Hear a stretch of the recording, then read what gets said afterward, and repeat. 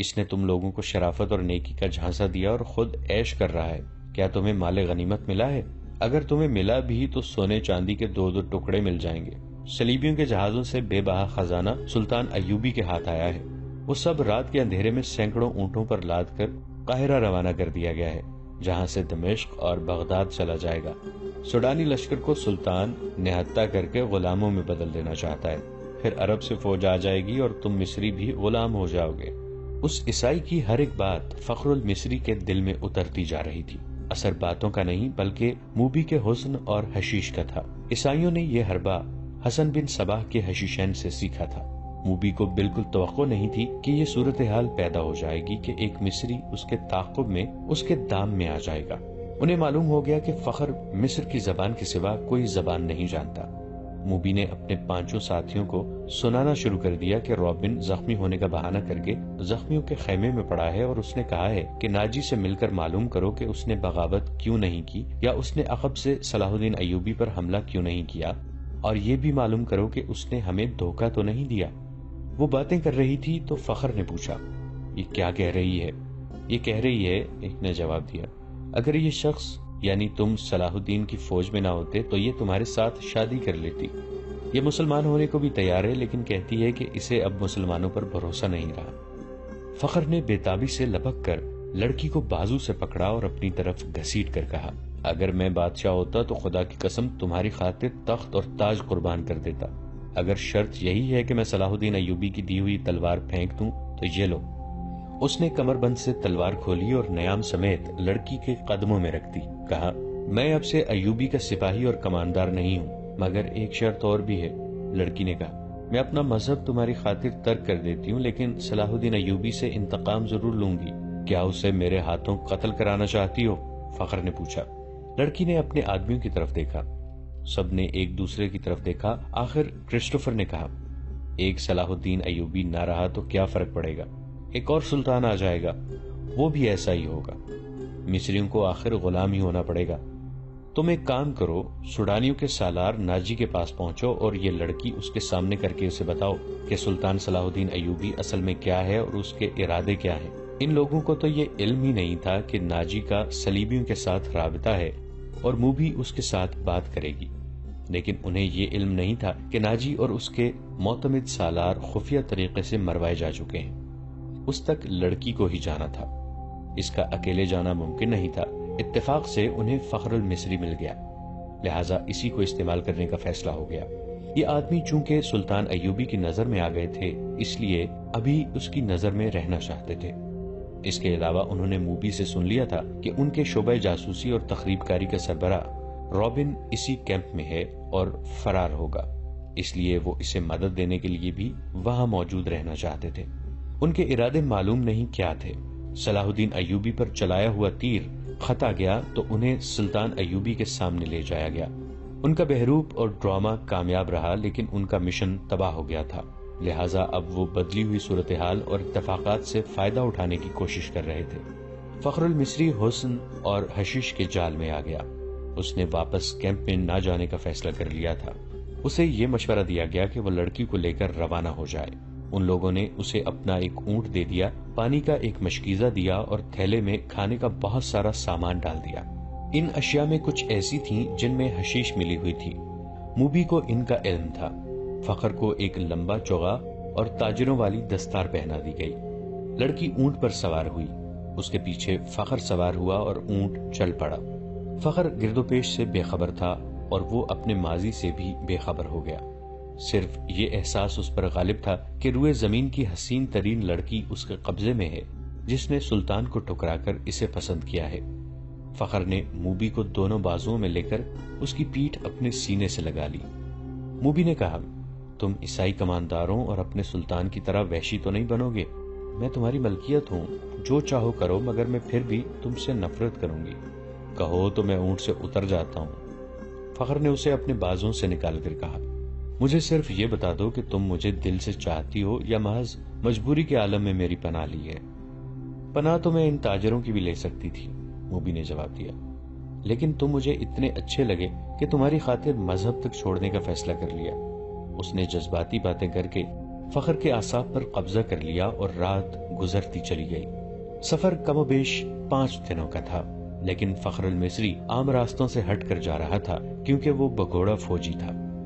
موبی کو نیند آنے لگی، اس نے سر پیچھے فخر کے سینے پر رکھ دیا اور گہری نیند سو گئی۔ اونٹ چلتا رہا، فخر جاگتا رہا۔ صلاح الدین ایوبی صبح کی نماز پڑھ کے فارغ ہوئے ہی تھے کہ دربان نے اطلاع دی کہ علی بن سفیان آیا ہے۔ سلطان دوڑ کر باہر نکلے۔ ان کے منہ سے علی بن سفیان کے سلام کے جواب سے پہلے یہ الفاظ نکلے: ادھر کی کیا خبر ہے؟ ابھی تک خیریت ہے، علی بن سفیان نے جواب دیا، مگر سوڈانی لشکر میں بے اطمینانی بڑھتی جا رہی ہے۔ میں نے اس لشکر میں اپنے جو مخبر چھوڑے تھے ان کی اطلاعوں سے پتہ چلتا ہے کہ ان کے کسی ایک بھی کماندار نے قیادت سنبھال لی تو بغاوت ہو جائے گی۔ صلاح الدین ایوبی اسے اپنے خیمے میں لے گئے۔ علی بن سفیان کہہ رہا تھا: ناجی اور اس کے سرکردہ سالاروں کو تو ہم نے ختم کر دیا ہے، لیکن وہ مصری فوج کے خلاف سوڈانیوں میں نفرت کا جو زہر پھیلا گئے تھے اس کا اثر ذرا بھر کم نہیں ہوا۔ ان کی بے اطمینانی کی دوسری وجہ ان کے سالاروں کی گمشدگی ہے۔ میں نے اپنے مخبروں کی زبانی یہ خبر مشہور کرا دی ہے کہ ان کے سالار بحر روم کے محاذ پر گئے ہوئے ہیں، مگر امیر محترم، مجھے شک ہوتا ہے کہ سوڈانیوں میں شکوک اور شبہات پائے جاتے ہیں، جیسے انہیں علم ہو گیا ہے کہ ان کے سالاروں کو قید کر لیا گیا ہے اور مار بھی دیا گیا ہے۔ اگر بغاوت ہو گئی تو مصر میں ہمارے جو دستے ہیں وہ اسے دبا دیں گے۔ صلاح الدین ایوبی نے پوچھا: کیا وہ 50,000 تجربہ کار فوج کا مقابلہ کر سکیں گے؟ مجھے شک ہے۔ مجھے یقین ہے کہ ہماری قلیل فوج سوڈانیوں کا مقابلہ نہیں کر سکے گی، علی بن سفیان نے کہا۔ میں اس کا بندوبست کر آیا ہوں۔ میں نے عالی مقام نور الدین زنگی کی طرف 2 تیز رفتار قاصد بھیج دیے ہیں۔ میں نے پیغام بھیجا ہے کہ مصر میں بغاوت کی فضا پیدا ہو رہی ہے اور ہم نے جو فوج تیار کی ہے وہ تھوڑی ہے اور اس میں سے آدھی فوج محاذ پر ہے۔ متوقع بغاوت کو دبانے کے لیے ہمیں کمک بھیجی جائے۔ مجھے ادھر سے کمک کی امید کم ہے، سلطان ایوبی نے کہا۔ پرسوں ایک قاصد یہ خبر لایا کہ زنگی نے فرینکیوں پر حملہ کر دیا تھا۔ یہ حملہ انہوں نے ہماری مدد کے لیے کیا تھا۔ فرینکیوں کے عمرا اور فوجی قائدین بحر روم میں صلیبیوں کے اتحادی بیڑے میں تھے اور فرینکیوں کی کچھ فوج مصر میں داخل ہو کر عقب سے حملہ کرنے اور ہمارے سوڈانی لشکر کی پشت پناہی کے لیے مصر کی سرحد پر آ گئی تھی۔ محترم زنگی نے ان کے ملک پر حملہ کر کے ان کے سارے منصوبے کو ایک ہی بار میں برباد کر دیا ہے اور شاہ فرینک کے بہت سے علاقے پر قبضہ کر لیا ہے۔ انہوں نے صلیبیوں سے کچھ رقم بھی وصول کی ہے۔ صلاح الدین ایوبی خیمے کے اندر ٹہلنے لگے، جذباتی لہجے میں بولے: سلطان زنگی کے قاصد کی زبانی وہاں کے کچھ ایسے حالات معلوم ہوئے ہیں جنہوں نے مجھے پریشان کر رکھا ہے۔ کیا آپ صلیبی ادھر یلغار کریں گے؟ علی بن سفیان نے پوچھا۔ مجھے صلیبیوں کی یلغار کی ذرا بھر بھی پرواہ نہیں ہے، سلطان ایوبی نے جواب دیا۔ پریشانی یہ ہے کہ کفار کی یلغار کو روکنے والے شراب کے مشکوں میں ڈوب گئے ہیں۔ اسلام کے قلعے کے پاسبان حرم میں قید ہو گئے ہیں۔ عورت کی زلفوں نے انہیں پابند زنجیر کر دیا ہے۔ علی، چچا اسد الدین شیرکوہ کو اسلام کی تاریخ کبھی فراموش نہیں کر سکے گی۔ کاش وہ آج زندہ ہوتے۔ میدان جنگ میں مجھے وہی لائے تھے۔ ہم نے بڑے مشکل وقت دیکھے ہیں علی۔ میں نے شیرکوہ کی فوج کے ہراول دستے کی کمان کی ہے۔ میں ان کے ساتھ صلیبیوں کے محاصرے میں 3 مہینے رہا ہوں۔ مجھے شیرکوہ ہمیشہ سبق دیا کرتے تھے کہ گھبراہٹ اور خوف سے بچنا، تائید ایزدی اور رضا الہی کا قائل رہنا اور اسلام کا علم بلند رکھنا۔ میں شیرکوہ کی کمان میں مصریوں اور صلیبیوں کی مشترک فوج کے خلاف بھی لڑا ہوں۔ اسکندریہ میں محاصرے میں رہا ہوں۔ شکست میرے سر پر آ گئی تھی۔ میرے مٹھی بھر عسکری بددل ہوتے جا رہے تھے۔ میں نے کس طرح ان کے حوصلے اور جذبے تر و تازہ رکھے یہ میرا خدا ہی بہتر جانتا ہے۔ تان کے چچا شیرکوہ نے حملہ آور ہو کر محاصرہ توڑا۔ تم یہ کہانی اچھی طرح جانتے ہو۔ ایمان فروشوں نے کفار کے ساتھ مل کر ہمارے لیے کیسے کیسے طوفان کھڑے کیے، مگر میں گھبرایا نہیں، دل نہیں چھوڑا۔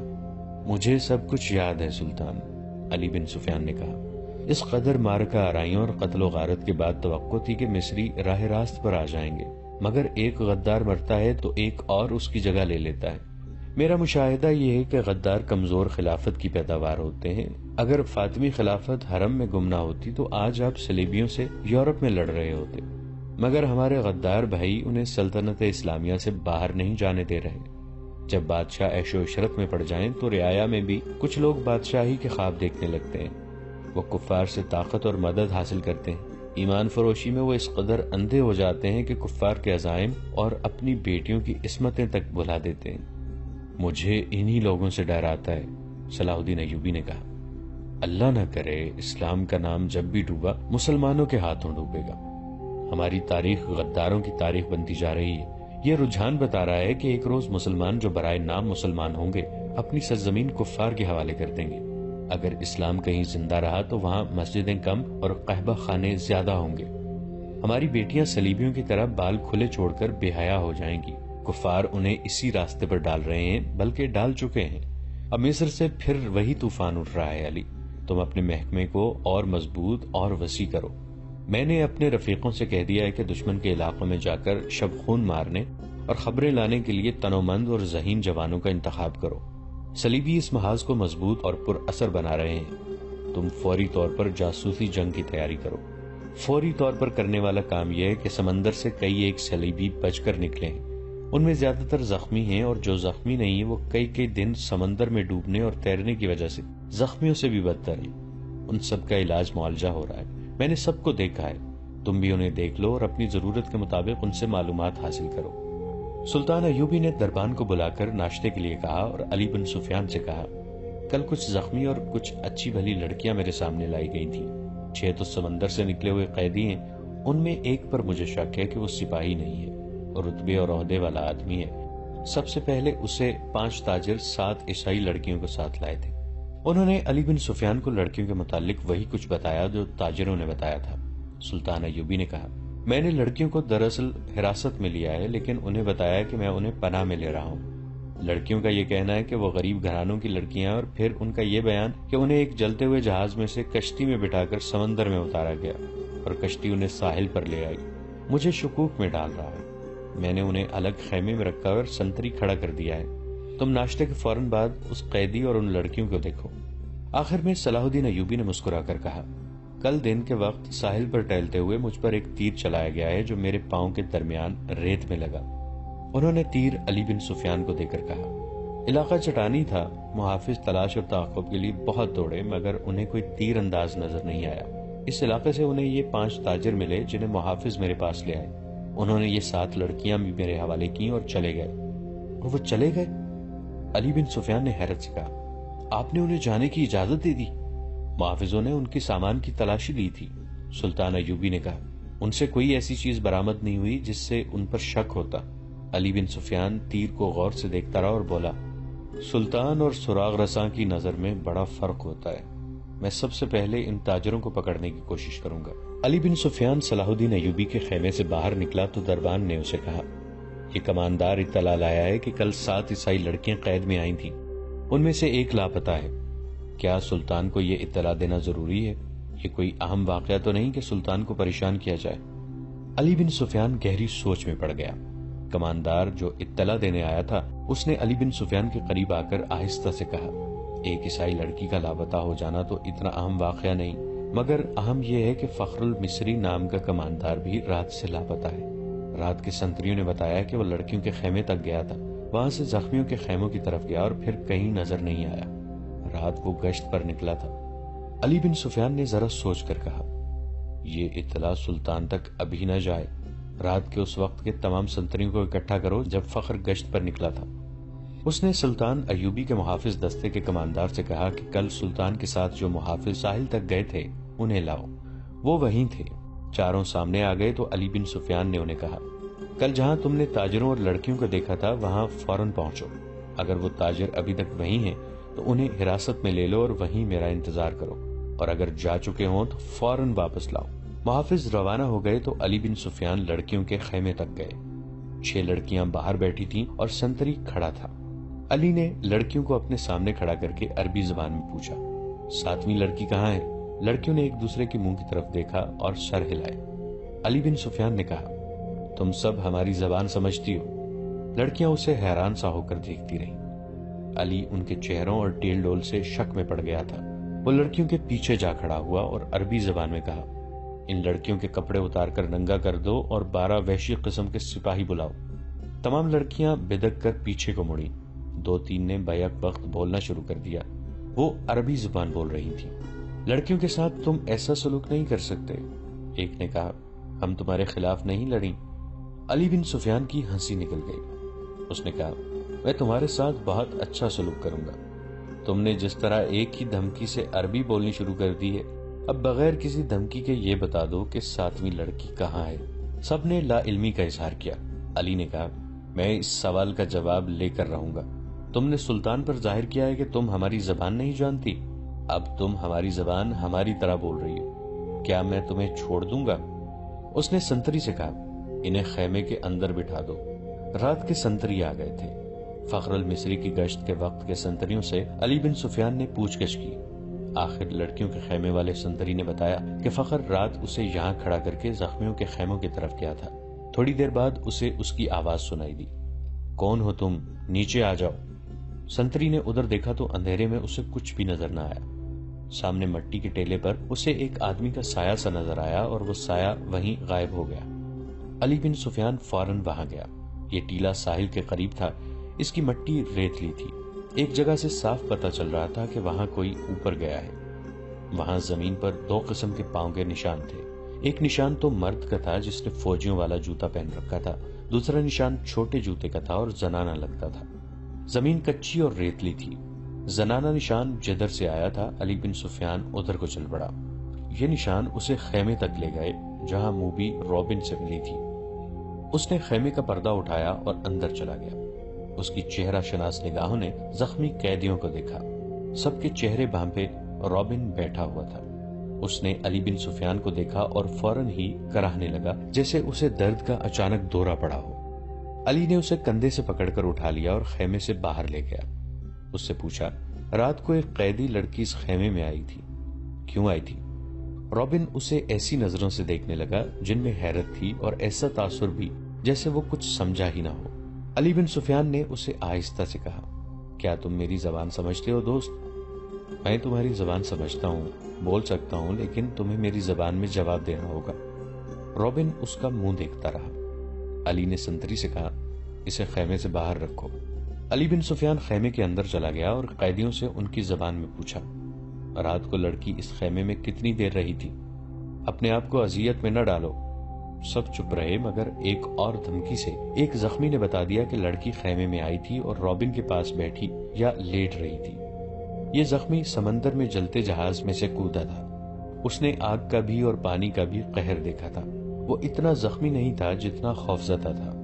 وہ کسی اور مصیبت میں پڑنے کے لیے تیار نہیں تھا۔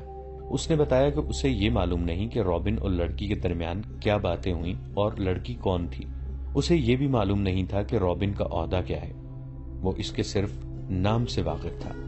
اس نے یہ بھی بتا دیا کہ رابن اس کیمپ میں آنے تک بالکل تندرست تھا۔ یہاں آ کر وہ اس طرح کراہنے لگا جیسے اسے اچانک کسی بیماری کا دورہ پڑ گیا ہو۔ علی بن سفیان ایک محافظ کی رہنمائی میں ان 5 آدمیوں کو دیکھنے چلا گیا جو تاجروں کے بحروپ میں کچھ دور خیمہ زن تھے۔ محافظوں نے انہیں الگ بٹھا رکھا تھا۔ علی کو انہوں نے پہلے یہ اطلاع دی کہ ان کے پاس کل 2 اونٹ تھے مگر آج ایک ہی ہے۔ ناظرین، آج کی قسط میں اتنا ہی۔ ہماری نئی ویڈیوز سے باخبر رہنے کے لیے ہمارے اس چینل کو سبسکرائب کر کے نیچے موجود بیل آئیکن کو ضرور پریس کیجیے گا۔ آپ سے ملاقات ہوگی نئی ویڈیو کے ساتھ، تب تک کے لیے ہمارا اور آپ کا اللہ نگہبان۔